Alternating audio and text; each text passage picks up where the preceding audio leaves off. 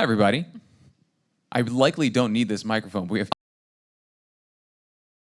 awkwardly speaking to navigating through leadership.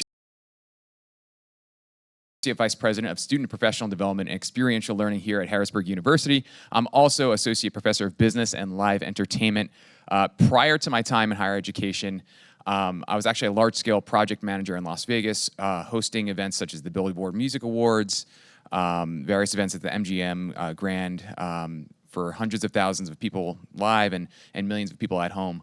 A lot of my leadership background came in the management and oversight of teams that were cross-functional. So this meant bringing people together that were from the entertainment industry with business professionals, with people that are in the arts to create an end product. And we're going to talk a little bit about strategies to create cross-functional teams, how to lead effectively, and to actually cultivate a culture of leadership within your organization. Good morning, everyone, and afternoon for those of you that are joining online in our different areas of the world. I'm Rebecca Harriger, and I'm the Senior Director of Career Services and Experiential Learning in our Career Services and Experiential Learning office here at HU. So I'm excited to be here with you this afternoon with AJ and talk a little bit more about leadership. My background, I have a business background as well. So in business, grocery retail, but also through some of my experiences have really honed in on internship program management and leadership specifically for students. And my experiences through those have led me here at HU to work with all of you in different capacities from undergrad to grad. So we're going to dive into this afternoon, and feel free to engage with us throughout the session because we have some interactive things that we're going to do with you so you can talk with us a little bit. So AJ, I'll turn it back to you. Yeah, so our objectives today, understand different leadership styles and identify the styles that really work for you, folks that are at home and folks that are in the room, provide actionable steps to enhance comprehensive skills of leadership, and offer practical advice on seeking leadership positions within a company internally or externally. I know a lot of you might have some leadership experience in some capacity, but we want to explain to you that leadership isn't just for a CEO of a company. It's not for just management positions. It's for everyone within an organization. Leadership mentality and leadership skills go beyond a title. It's not something that's given to you just because you are a vice president. It's displayed, right?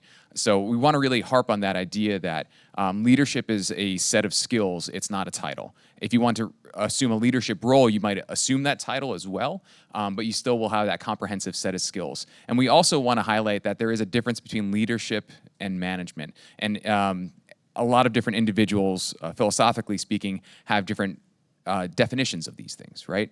For us, leadership requires great management, but great management doesn't really require you to be a leader, right? Management is a set of skills that allow you to take action on a thing, and leadership is driving people. Leadership is people-driven, while management is more thing-driven. You manage a project where you lead people, if that makes sense.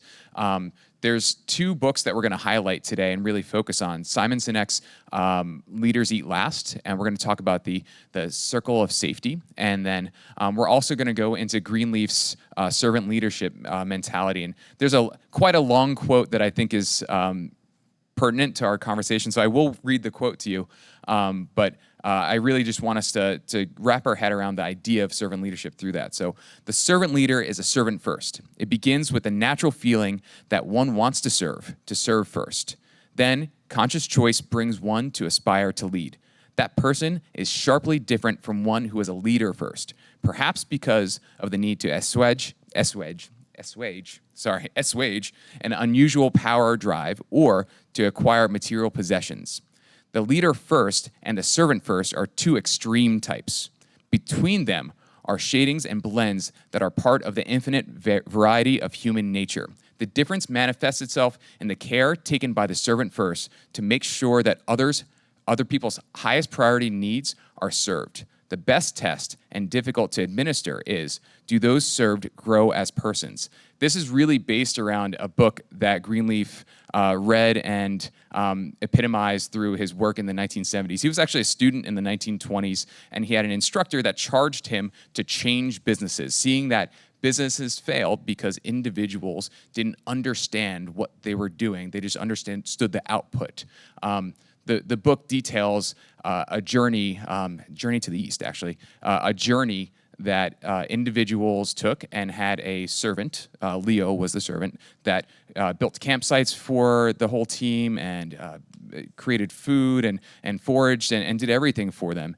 And one day, Leo left this journey and the whole team fell apart. They didn't know what to do, how to do, or why to do it. Years later, the team found that Leo was actually a leader of a religious organization, and he was leading through service. And this is where the story, the analogy of servant leader came from in Greenleaf's explanation. So we'll go into great detail about that later.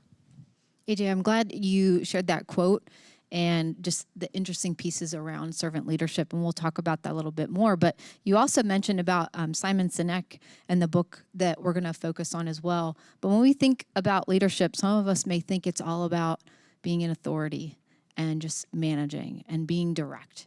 But one of the things that we try to do, especially on our team and even here at HU, is really try to cultivate that circle of trust. So we can trust and respect one another, so we can collaborate and reach the goals that we have with each other. So we try to focus on that with our team, but also here as an institution. But we also try to think about the well-being of our team members. So making sure that we're okay. Are there different things going on that we can be mindful of? Are there things going on here within the institution or our community that we can be mindful of so that we can help support one another so we can reach our goals? So if we go to the next slide, please. So there's different reasons why leadership can matter in STEM. And for you all as graduate students, how many of you are currently working in a position? Couple of you? Okay. Any online? Feel free to share online. How many of you are in a leadership position or are aspiring to manage a team at your organization? Anyone? Yeah, okay. Couple of you? Good. So leadership matters for you, even if you may not be leading a team right now. You could be leading from the side. So you have some teammates that maybe you come alongside them and coach them a little bit. Maybe you are aspiring to lead that team and you coach others and then eventually you have that role. So it's important for you to think about these different aspects of leadership. So we want to make sure that you can understand that for your career growth as you grow into the different roles that you have, the different companies you have. For us at HU, our core competencies, one, teamwork and collaboration. We're really trying to hone in on that for you because when you go to some of these organizations, even if you may not be the leader or the manager of the project or the team, you can still showcase leadership and teamwork and collaboration through some of the roles, the projects that you'll get to do. But also being mindful of innovation. So our team talks about this a lot, where we're trying to think about new ideas that we can bring to the university, to the community, and ways that we can work with you. Many of your organizations are thinking about that too. How can you grow? What services and products can you bring to the community that you are serving in all that you're doing? So being able to influence and help others can help innovation. So we have some examples we're going to talk through with some different folks that are innovators and enhance collaboration with their teams, and it really aided their career growth. Yeah, thanks, Becca. And I think there's a lot to be said about telling stories. I love telling stories. I could do it all day. And I think there's a lot of memory that's associated with stories specifically. And I just want to highlight something from my past that I think might be relevant to this conversation. I've been in higher ed for about 12 years. This is my year and a half mark about at Harrisburg University. My prior role as a dean, I was able to build partnerships and strategic initiatives around career development and experiential learning. A lot of my journeys took me to different leaders, different organization CEOs and managers, and just to understand what the culture of their corporation was. One of the most fascinating ones that I think really epitomized, one, the circle of safety, but also a lot of servant leadership was Craig Poole at the DoubleTree in Reading, Pennsylvania. So if you ever have the delight of traveling to Reading, Pennsylvania, stay at the DoubleTree. It's amazing. But from the moment I walked in, I didn't see Craig, who was the general manager. I was greeted by, of course, their greeter. I saw the receptionist. I saw the hostess taking people at tables. And they all had this mentality of They wanted to help us. They were all happy. They all had this, not this cult-like feeling, but this same energy. And how do you make an organization that's quite large, hundreds of employees, have this same mentality? How do you have this groupthink amongst all of the personnel in a way that really epitomizes this is what the Hilton does, this is what the DoubleTree does? And I had to ask Craig. We had lunch. I'm like, what are you doing here that makes this different? And he told me a couple of very interesting things. He's like, one, it's all about servant leadership. It's all about culture. But you probably didn't know this, that most of our employees are second chance hires. I'm like, what do you mean? These are all second chance hires. So a second chance hire is a previously incarcerated individual that usually can't get hired at most places because they have a criminal background. And he's like, I want great individuals, and they don't need to be great coming in the door. I want great individuals because they want to be great, and I'm happy to bring them there. Servant leadership to him was helping someone being the best person that they could. It wasn't someone that could do the job right now. It wasn't someone that was the best coming in the door. It's someone that he could inspire to become better every day. So the continuous improvement that he put into the culture of the DoubleTree was this cultural phenomenon that when you walked in the door, you knew what that business was about. You didn't have to stay there. There was nothing special about the beds. There was nothing special about the restaurant. There was nothing special about the lobby. And the piano was okay. Everyone there was special because Craig really drove that servant leadership mentality forward. And I think that's a very unique thing. He also mentioned Simon Sinek's book, Leaders Eat Last, and the Circle of Safety. Can you click once, please? Mm-hmm. The Circle of Safety, I think, is really important because what he said about the second chance hires was fascinating to me. Sorry, back. I just want that next thing on there. Yep. He mentioned that because of the individual's background, the incarceration, the criminal background, that a lot of them came into the employment, whatever with him or with someone else, and they felt unsafe. Not because of the environment that they were in currently, but because of their past. And he told me the circle of safety that he created, both emotionally and physically, made a huge difference in how he cultivated not just good employees, but great employees that wanted to become great leaders.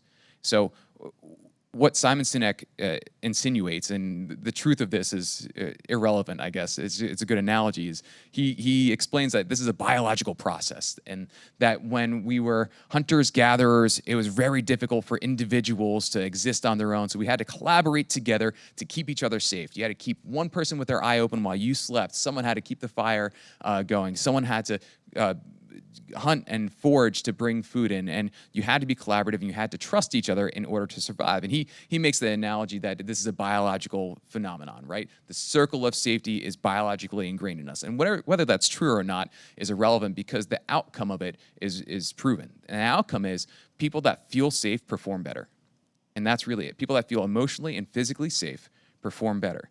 They want to do well. And someone that feels unsafe at work, whether it's because the business is failing, whether it's because they have a manager that is intrusive and always telling them what to do every second of the day, or whether it's someone that really wants to grow and someone doesn't let them. That's a feeling of lack of safety, right? So in order for your company, in order for your team, in order for your project to succeed, you need the circle of safety to really optimize everyone. And how you do that is through servant leadership.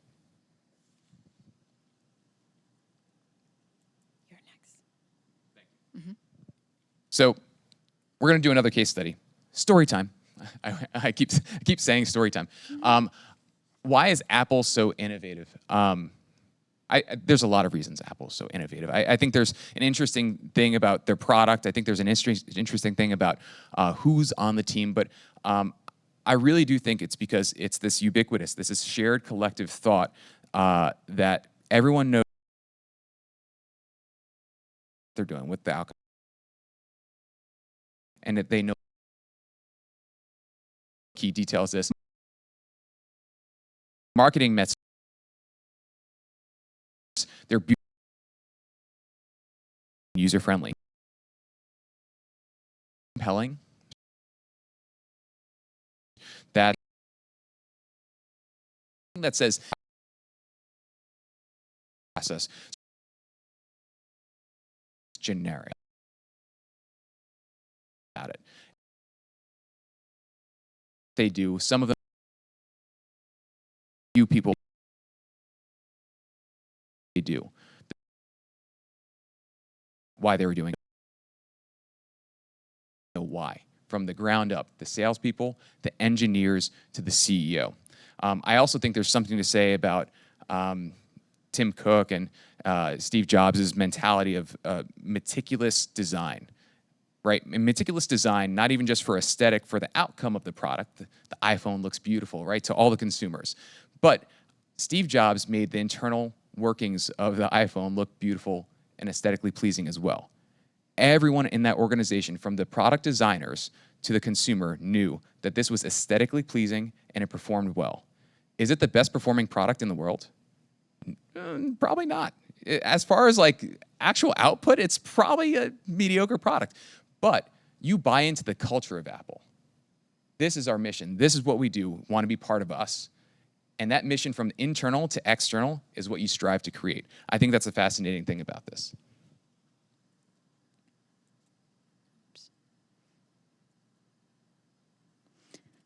I think the other fascinating thing about Apple is when Tim Cook took over. Sorry, I'm stumbling here. He didn't try to be Steve Jobs. He looked at his own leadership style, came in, observed, saw what was happening currently in the organization, and realized he can work with the different people that are there, but in his way.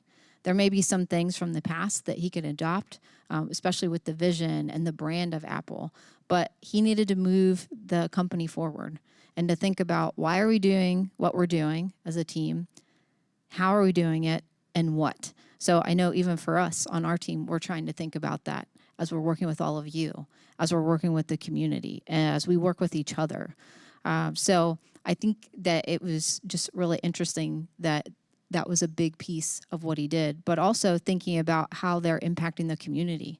So they saw with the organization that there was a lot of injustice going on with some of their employees in the working conditions. So Tim realized we need to make a change, and we need to make a change in what we're doing because it's negatively impacting our world and our community around us. So made those changes, and now they are reducing their carbon footprint and making all kinds of goals and strides around that because they want to make sure that they're not negatively impacting the world around them. But also thinking about the well-being of the employees as well. Because think about, you may be working somewhere and maybe they're doing a negative impact to the community. That puts a lot of pressure on you as an employee when you're thinking about, I'm working somewhere that may be negatively affecting where I live. So they're trying to think about those impacts there. I think it's important to note too, of course, Steve Jobs and Tim Cook, great marketers, but it really wasn't just about marketing. Like a great marketing slogan, just do it, is okay. But if the product doesn't highlight something that's actually meaningful and mission driven, then it is kind of irrelevant, right? Nike, very rarely, anyone wear Nikes? Becca's wearing Nikes right now. They're really cool. Compliment her on her Nikes, by the way. They look awesome. Those are professional Nikes, right? Anyone see commercials from Nike? Anyone know like the very famous 80s commercial? Do they highlight a lot of product in the commercials? What do they highlight? Anyone know? I'm a big Nike fan, yeah. The shoes. Do they? Do they highlight the shoes? Rarely highlight the shoes. They highlight athletes and great stories and great performances, right? Great performances, not even, I mean, of course, a Michael Jordan, right? But they're going to highlight an outstanding performance by someone that's unknown, someone that's overcome something, like someone that climbed a mountain and just so happened to wear Nikes. That's the story. That's the mission. That's what's different about an Apple, about a Nike, because it's great marketing, but it's mission driven. It's culture driven, right? The culture of that company is overcoming, climbing the mountains, just doing it, right? Oh, and by the way, we make shoes. That's a really interesting part of it. So without the culture, without the mission, then the marketing is just fancy, right? It's just aesthetic. And aesthetic without any mission is meaningless. I think that's definitely a good point because I know even for us, we're thinking about that with our students and the success of all of you. And it helps us know like what our why is. So same with Nike. You see what their why is, helping those athletes to strive and reach their goals. And that's what we want for all of you. So when you are leading your teams or working with your teammates, you want to think about what's your why? Why are you doing what you're doing? Why is the company doing what they're doing? Why is your team specifically focused on this project to do what they're doing so that you can reach the goal? Is the goal to get more customers? Is the goal to increase and analyze some of that financial data? I know we have some data analytics students in the room. What are those goals? Why are you doing what you're doing? It's good to note from the beginning, I said leadership isn't just for CEOs, right? It's not just for managers. It's for everyone in the room. If you're on a project team, if you're just not working for yourself, if you work for yourself all day by yourself, then you're your own leader. Great. But if you're working with anyone else, leadership is infectious, right? And I think the servant leadership mentality is especially infectious because you're creating employee or individual-centric policies and procedures, and you're more concerned about optimizing someone else's performance, not because of the output, but because of what you hope that they feel and do next.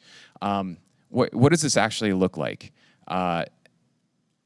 You're working with someone on a project team, and they fail to meet a deadline. Now, an authoritative leader, a very dictatorial leader would probably email saying, "You missed the deadline. This is your last chance. Hopefully, you'll do better next time," right? A servant leader might actually walk or give them a call to their office and say, "Hey, what's going on? Is everything okay? I understand that this was late, but there's something obviously else going on. So, hey, let's work through it. How can we make this better next time?" It's walking alongside someone to make them, one, feel comfortable, but two, make them feel safe. People that don't feel safe will not perform well. I'm going to say this so many times. People that do not feel safe will not perform well. If they know the company is failing, they're not going to perform well. If they know that they're going to get penalized, they're not going to perform well. And very few people, even if you offer a bonus every single year, will perform as good as they can, because if they don't feel safe, they have no incentive to achieve that bonus, right? You can talk about the carrot or the stick, and that analogy is essentially, do you drive a horse with a carrot?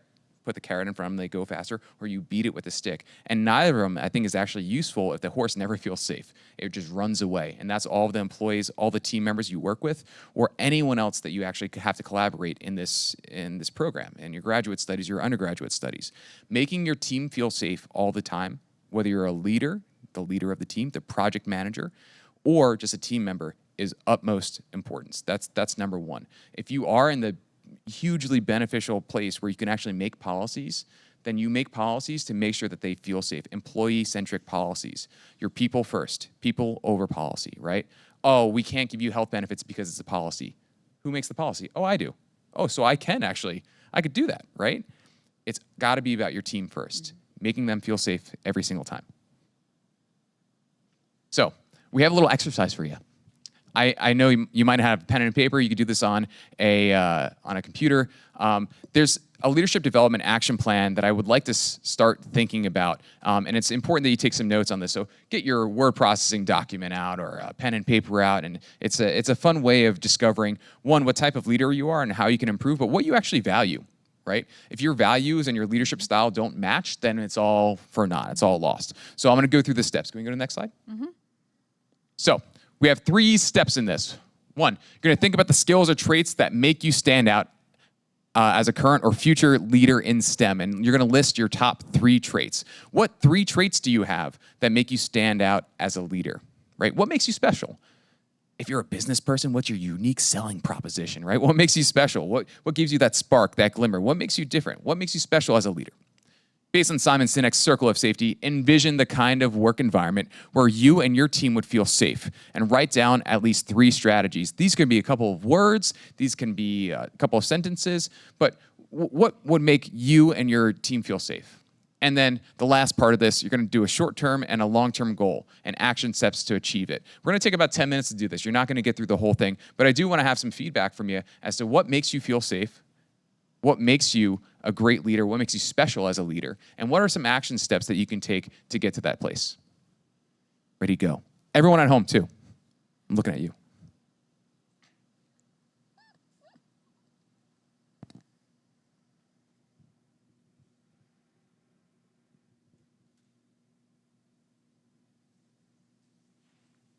And if you have questions as we go, just ask. 10 minutes.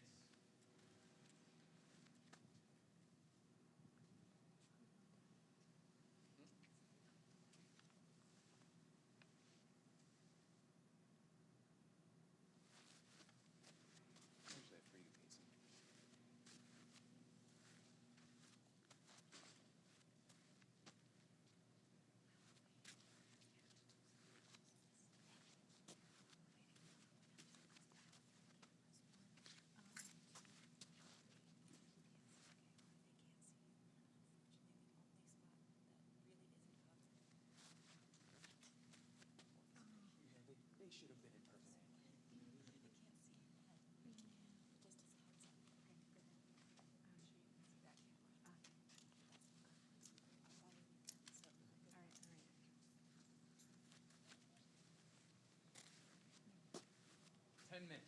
Actually, like 7.5 minutes now. Are we stuck at any of these? These are hard questions, right? A little bit.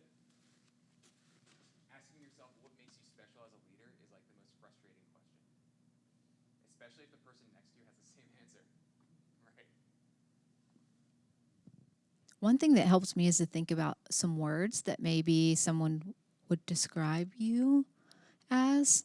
So I just ask my brother, I ask my mentor, and another close friend, like how they would describe me.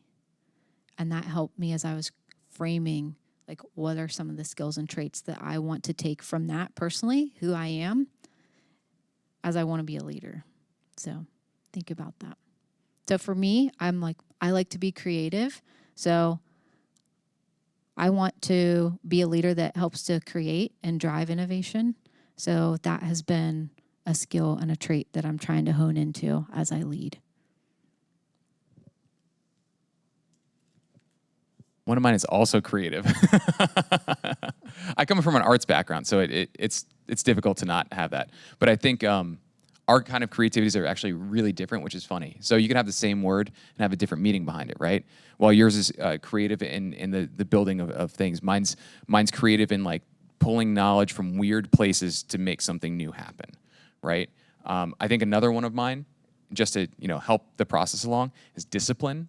I'm an incredibly disciplined person, and I think that's something that not a lot of people have in leadership.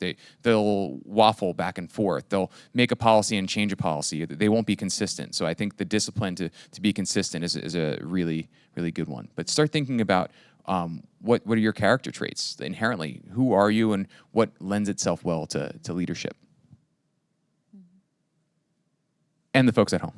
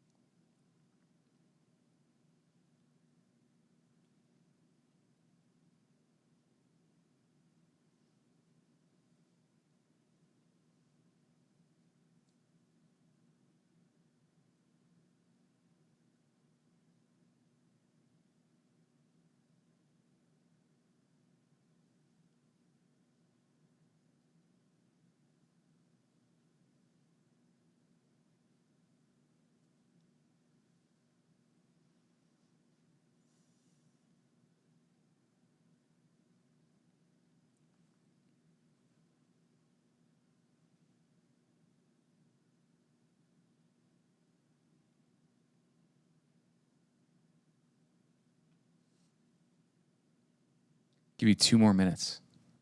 It's so difficult, right? Anyone want to share a little bit to inspire others as we go? Top traits, anyone?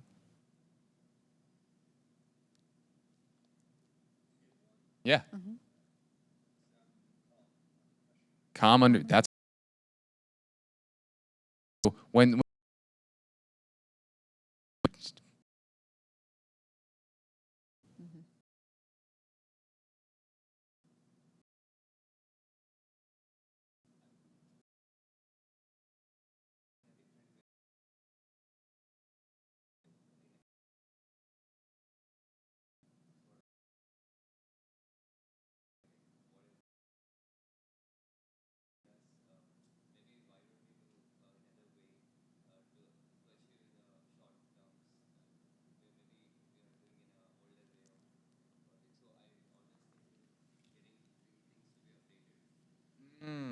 so maybe like innovative thought or critical thought. Yeah.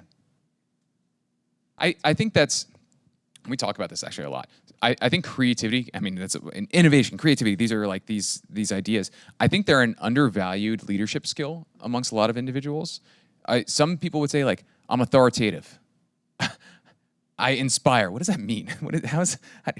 I inspire and I'm authoritative. So you tell people what to do. Is that leadership or is that management, right? I think creativity and innovation are those two kind of buzzwords that we forget are muscles, and leadership is a muscle too that could be developed and built. Instead of you're a born leader. Some people are naturally really good at leading, right? They might have great intent and really good at it, or they might have bad intents and they might be a good leader for bad reasons, right? But I think anyone could be a leader if they work at it and build that muscle. Anyone could be creative if they build that muscle, but it takes intention, right? If anyone is an athlete or a former athlete, or if anyone's a musician or an artist, you know that inherent talent only gets you so far, right? And then you actually have to start practicing and working at it and build that muscle and build that skill set. Leadership is just a set of skills that come together that helps drive someone forward and make them better. Depending on what kind of leader that you want to be, you can drive them through penalty or you could drive them through actual inspiration. And hopefully we all choose inspiration, because I know what kind of leader that I would like to follow, but it depends on who you are, right? The next part, what kind of work environment do you feel safe in? Anyone want to share?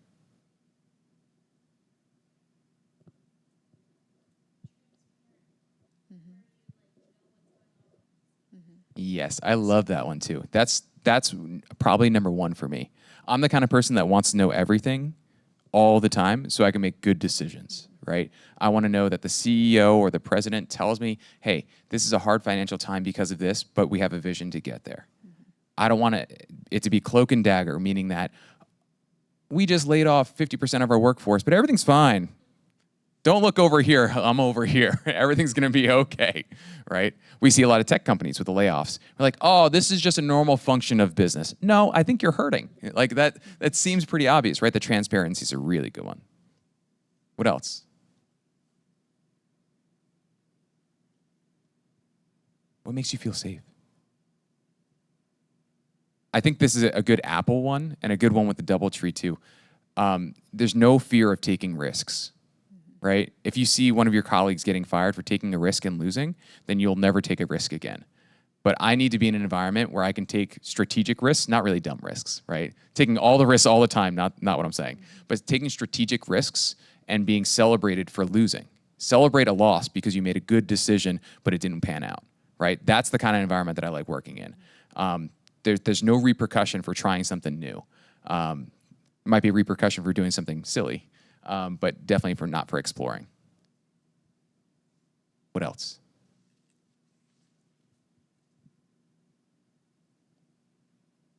Becca, you have one?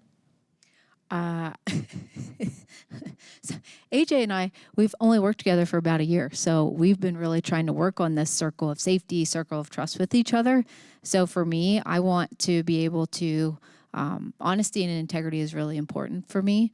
But when you first meet someone, you may not be able to have that honesty and integrity right away. You have to build upon that. So AJ and I have been able to build that over this past year. So I had something I was struggling with the other day, and I realized I need to be honest with AJ and tell him that and ask him as my leader to help me and support me through that and be honest. So it was very difficult for me to ask for that help and support and be honest, but I did it, and I'm glad that I did it. And now we can hold each other accountable and just check in. So I want to be able to have a team like that and a leader like that who I can be honest with and feel comfortable sharing, like, this is difficult, but I want to help reach our goal. Can we do this together? Anyone want to add, or do you want to move on to the next one? It's okay. You don't have to contribute. These are personal ones, right? It's difficult to share in that kind of. You don't know me, so it's sharing these personal things it's difficult. I get it. Short-term and long-term goals. Anyone want to share those? I'll share mine. So I think this is a good one for a startup or someone new at a company, or anyone in a new kind of team, right? A big one is, hey, creating that circle of safety around you and your team. It's really good. But then how do we expand that to the office?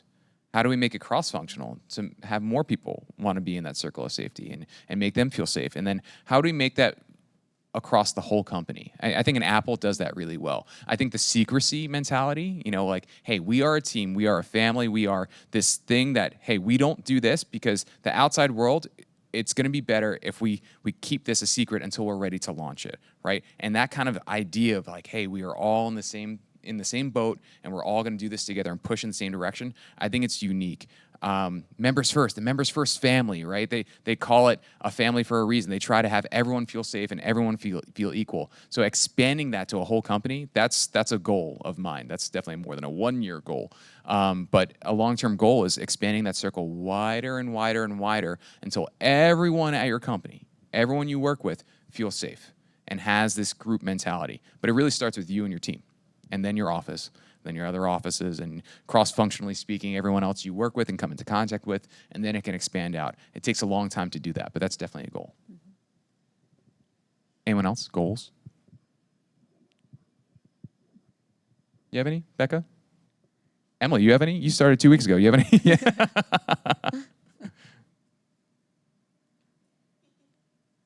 It's okay.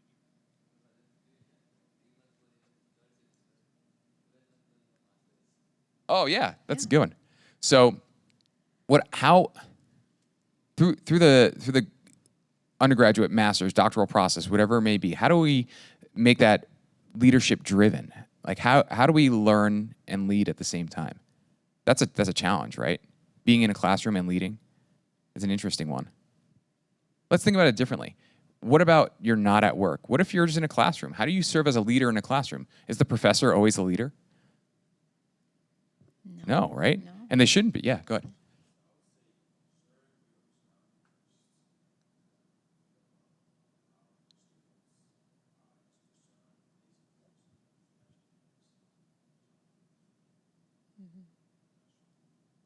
So understanding the students, it's like empathy, right? Empathy is a really good one. Empathy is hard to teach, especially for someone that's not inherently empathetic, right?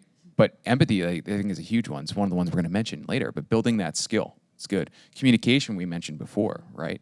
Building the empathy, building that skill, whether it's in your classroom, in your business, it's the same setting. The classroom is just a lab for your business, right? How you act in a classroom is how you're going to act as an employee. People don't change because they get the degree, right? You as a team member, if you procrastinate on a team in a college project, you will probably do the same in a business, right? It's not because you get the degree, I'm going to be totally different now. I'm a professional now because I have that piece of paper. It doesn't work like that. Building those skills in the context of the classroom is actually a safe way to build your leadership acumen a little bit in a very holistic, safe environment. So I'm sure all of your instructors do this, but they should make you feel safe to explore and try your leadership and take risks and feel the empathy of your other individual classmates. And I know in graduate executive sessions, it's kind of difficult, right? Because a lot of the work is asynchronous online. You see each other infrequently, so you have to build these connections and maintain them in an interesting kind of format. You're not seeing someone every day. Becca, Emily, and I have the benefit of we work together every single day together.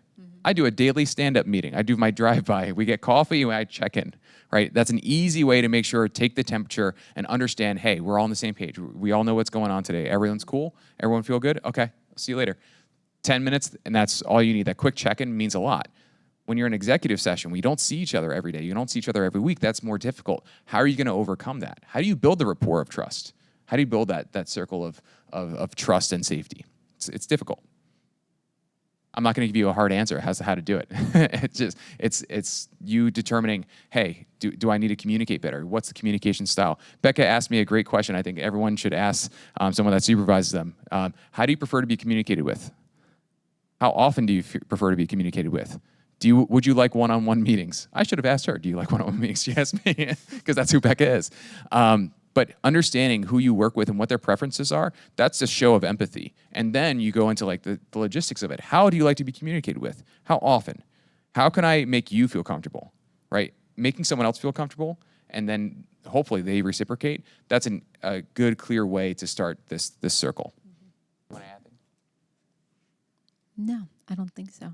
Those are good points. But it does lead into the next thing, because maybe you're thinking about your goals. Maybe you have some goals that you're thinking about that can relate to your job, or you said for your master's, completing your master's in your classes. But one of the things that some of you may encounter at your organizations, maybe you already do this, you have to rate your performance, and you meet one-on-one with your supervisor or your team. So how many of you do that already. Do you do that with your team? No. Assess your performance at all? No, not at all. Not much. Okay. Maybe you want to think about for yourself with some of the goals that we talked about today and thinking about your traits as a leader and what you want to do moving forward. But some organizations, I know ours and some others, have some leadership competencies and goals that they try to see. Everyone who works here, we want you to be a collaborator. We want you to really hone into this style of leadership. We are looking at these key performance indicators as we work with you and as you lead. So for me, when we do it here, I try to also look at my personal goals and how they align with my values, my goals related to leadership here at HU. But then how can I make impact in the work that I'm doing and while I'm here?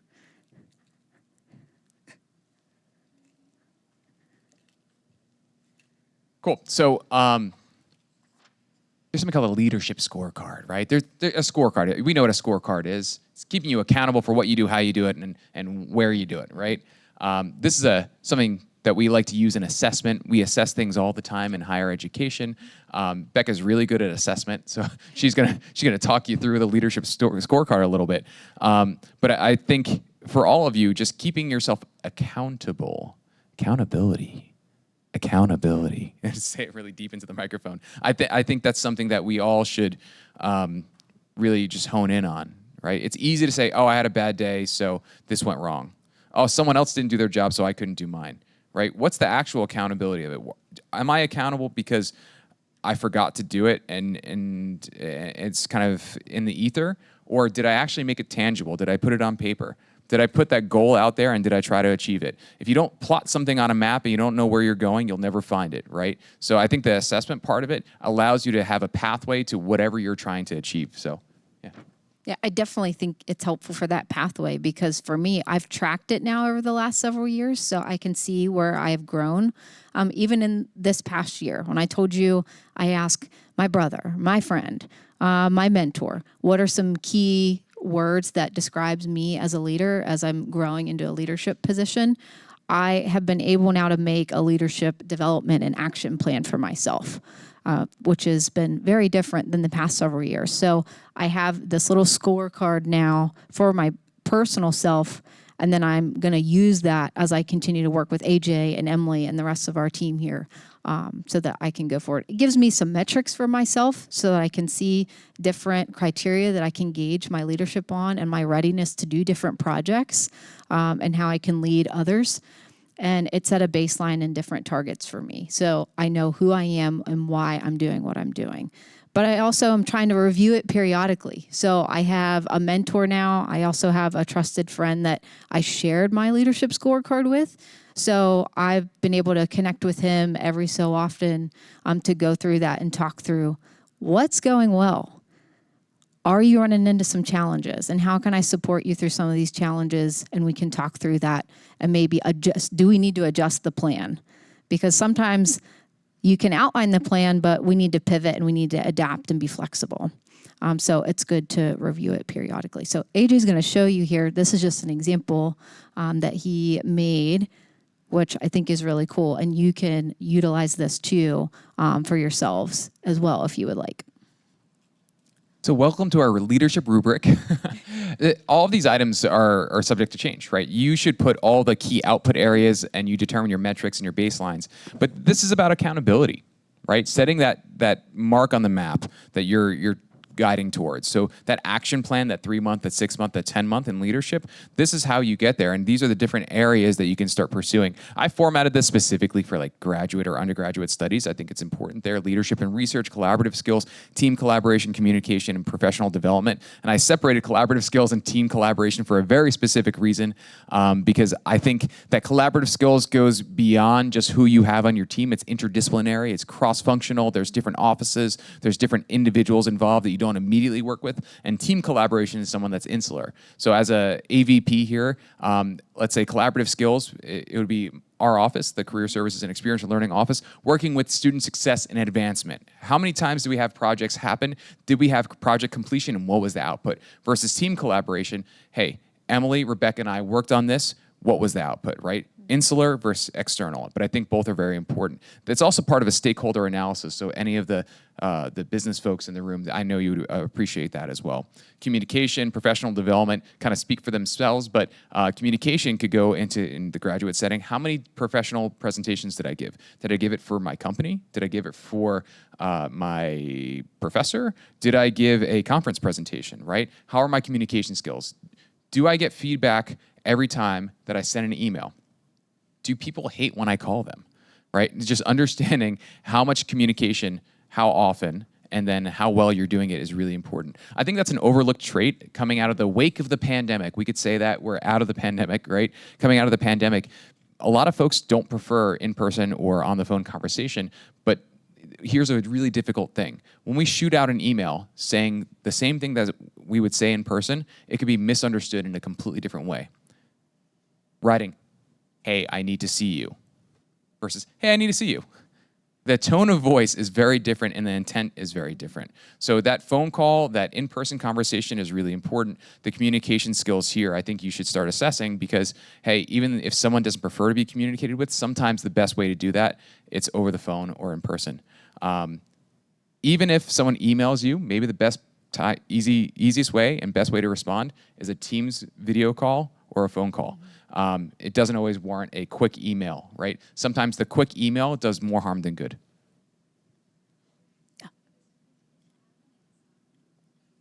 Yeah, go. Sure. Yeah, go ahead. Good luck. Do you want to add anything, Becca? Yeah, I would say with this, one thing we wanted to challenge you to do is pick 3 critical areas for you, for your leadership scorecard that you want to hone in on. So we took some time, outlined some of your traits, some of your goals. What are 3 things you want to add to your leadership scorecard that you can continue to cultivate as you continue your master's or in your current role?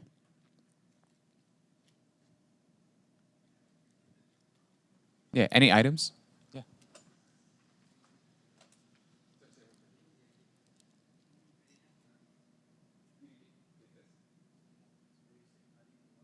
Oh, so the key output areas, those are subjective. So you could change any of those. So leadership and research, maybe that doesn't apply to you. What do you want to focus on as a leader, right? Do you want to focus on technical skills, right? Or technical communication, maybe. What are those areas that you want to really epitomize? So that left column, the key output areas, that's for you to determine. Actually, the whole thing is for you to determine. But name 1 or 2, maybe even 3 areas you want to focus on. AJ and I might put on our cards creative, but he might put creative in a different way than I would. I might put creative and innovative, similar to you, because you talked about your ideas that you want to bring, new ideas into what you're doing. If I were to create a leadership scorecard on the fly right now, number 1 would be scholarship. And that's just not my scholarship. That's not me writing for scholarly journals or for any other setting. It's me cultivating the scholarship amongst my office, having Emily and Rebecca co-write or write items that represent Harrisburg University and represent our office. How do we represent experiential learning, Harrisburg University, to the global community, right? And that's a good output area because I'm in charge of leading that, right? Did we write anything? Did we have any output? Is it just me writing? Right? That's not leadership. That's just me doing things. So thinking about it that way, what can we do in the form of scholarship as an office? That's a good leadership trait for higher education.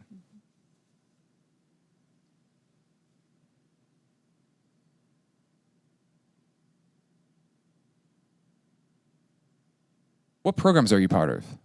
This might help it. What programs? Data? IT?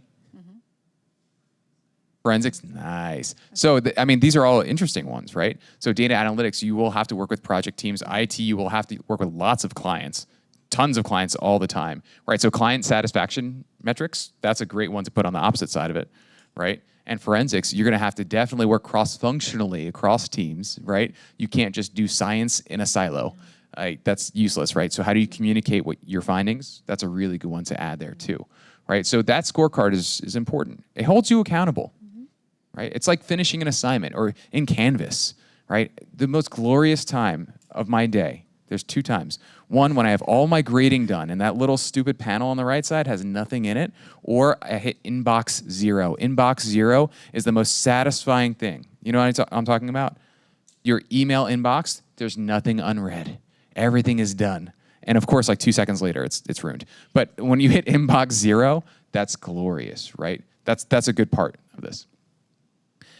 This is based a lot on enhancing leadership skills, based a lot on the Simon Sinek and the Greenleaf examples that we gave before. These are literally directly from servant leadership, but I think they're important to note. So these are skills that, again, are like muscles to build. And these are the words that we can start incorporating into our action plan, into our metrics: communication, delegation, problem solving, listening, empathy, healing, awareness, persuasion, conceptualization, foresight, stewardship, commitment to the growth of people, and building community. I really like the last 2. Those are my favorite of this list. But I also think empathy is really, really high on there. Understanding how people work, what they like, what they don't like, and being able to step in someone else's shoes. I think that's a really big one.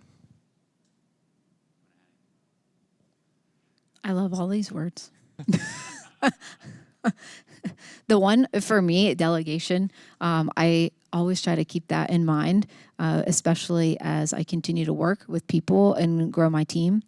I had a previous manager, and I'm glad there's an X here on the floor. So he was trying to teach me about delegation and coaching others.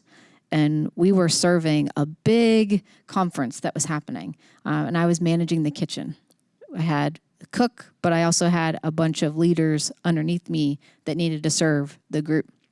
So my manager put an X on the floor, and he had me stand right here on this X and said, "You're not going to move the entire time while we are serving our guests, and you're going to delegate and tell us what we're going to do from here so that you can empower and coach the entire team from here and give us direction." So I always have tried to keep that in mind, but I'm glad that we actually did that exercise, because I think if he would have explained it to me in a different way, I don't know if I would continue to remember it as I work with people. And it helps keep myself in check. So something that I constantly have to, as AJ said, it's a muscle. And even though that was a couple years ago, I am still trying to cultivate that muscle and help it to grow and strengthen. So keep that in mind. Think about these words. Maybe pick 2 or 3 that you want to enhance your leadership skills with. I think the 2 on here that could be misconstrued and misunderstood. One, listening. Listening is not communicating. Listening is actively listening to someone, actively trying to understand, and it leads into empathy, right? Mm-hmm. And that's one that for the people that are playing at home, if they're also on their email as they're watching, or if they're also playing a game as they're watching or anything else, that's not active watching, that's not active listening, right? When you're in the context of a classroom, you're like, "Oh, I'm on my computer taking notes." We know, I'm a professor. I know you're not all taking notes. I'm so 50-50, and I'm being very generous. It's probably 90-10. Half of you are on your email, half of you playing a game, half of you are on Facebook or LinkedIn. Is that active listening? Now, as a professor, to a student, it's irrelevant. It's your learning goal, right? It's your learning objective, right? But what if it's a colleague? If you're talking to your colleague and you're trying to really listen, are you texting on your cell phone as they're talking to you? I literally see that every day. And I'm sure you see it as well, and we observe it. And I think in the post-pandemic world, that's become all too common. Active listening is actually building empathy with someone. It's really connecting. If you take every moment that you can to actively listen and connect with someone, you know how far you'll get with all of your relationships? You throw out 90% of your relationships as soon as you start doing this when you talk to someone. Or like, "Oh, something bad happened this morning. I'm going to nod at you, but really think about the bad eggs that I had at breakfast," right? Whatever it may be. The other one is persuasion. People think about persuasion as, "I need to convince you," right? No. I want you to want to follow me, right? I want to inspire you to follow me, not convince you by any means necessary. Persuasion and convincing are 2 different things, right? I want my team to want to follow me every single day. And if I'm making bad decisions, like, "Oh, Emily, you're fired because you didn't do that," or "If you don't do this, you're fired," that's persuasion. Or that's trying to convince someone, not persuasion. Persuading someone is like, "Hey, we're doing this project. I want you to be on board. Here's why it's important. Emily, do you want to be part of this important thing that I think is really valuable?" And hopefully the answer is yes, right? persuasion is important because that's how we get team members to go behind us and really elevate the whole project, right? But if there's always a consequence, it only goes so far. That's when people leave. So I think those are the two that people confuse a lot, or people don't really take to a level that I think is really relevant. So we want to ensure that you can continue to enhance your leadership skills, and we are right at end of time and you have to run to class. But these are just some resources, and we have a QR code. You can access some of the resources we talked about today so that you can continue to cultivate and enhance your leadership skills. So as an HU student, you have free access to LinkedIn Learning. So we linked some courses that are talking about some of the things that AJ and I talked about today in the session, that if you want to take a look and watch them, in our resource we gave you, we have directions on how you can activate it as well if you haven't. And then the leadership books that we mentioned for you. So check those books out. You can utilize our library too to request those. Even if we don't have a personal copy here, they could get you a digital copy through our interlibrary loan service if you would like to read it. And the one I mentioned earlier that's not on here, A Journey to the East by H-E-S-S-E, Hess, is a very good one. That's the one that inspired servant leadership, so I would definitely recommend that. We will be sending you a survey through your email after the session because we want to do more of this. We want to spend some time with you, but we would love to hear what's some feedback. Did you like the session? Are there other ideas that you want to continue to talk about with us? So stay tuned for an email from our team and complete that. But good luck with your next class this afternoon and safe travels home. And thanks to everyone that joined us online. Yeah. Great seeing you all. Thanks, Con. Bye, guys. Bye at home.